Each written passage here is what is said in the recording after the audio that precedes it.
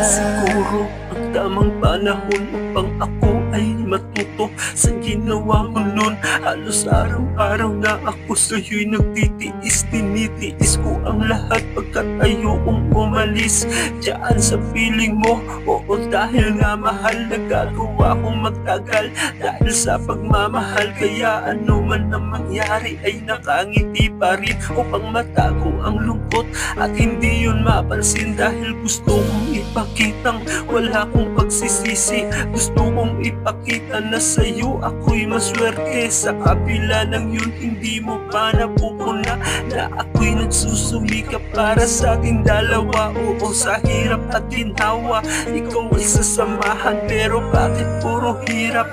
Wala nang kasiyahan. Kung ganito man lang, mabuti pang magpasya na masanay mag-isa kaysa naman kasama ka. Ayoko na, di ko na kayang masaktan mo pa. Kung babalik ka ay di na pwede pa. Sa piling mo'y di na makahinga, kaya tama na. Yung hindi kasama, nakahinga ng maluwag. Ngayon ako sa'yo'y wala na. Ako'y magpapakatatag dahil natuto na ako sa dami ng iyong ginawa.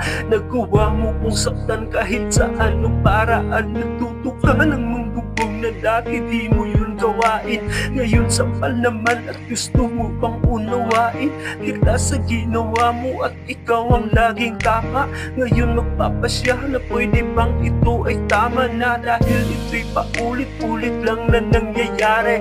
Hindi na kaya pang magpanggap o magpakunwari. Hindi ka na katulad pa nung dati. Masipag, mabait at gusto sa'kin manatili. At sa ginawa mong yun ay mas lalong pinaunawa na ako'y nasa mali at ikaw ay nasa tama. Ngayon tapos na ang lahat, malaya na akong mag-isa. Hindi na babalik kahit pa mahal kita. Ayoko na, di ko na kayang masaktan mo pa. Kung babalik ka ay di na pwede pa. Sa piling mo'y di na makahinga, kaya tama na. Ayoko na, di ko na kayang masaktan mo pa. Kung babalik ka ay di na pwede pa.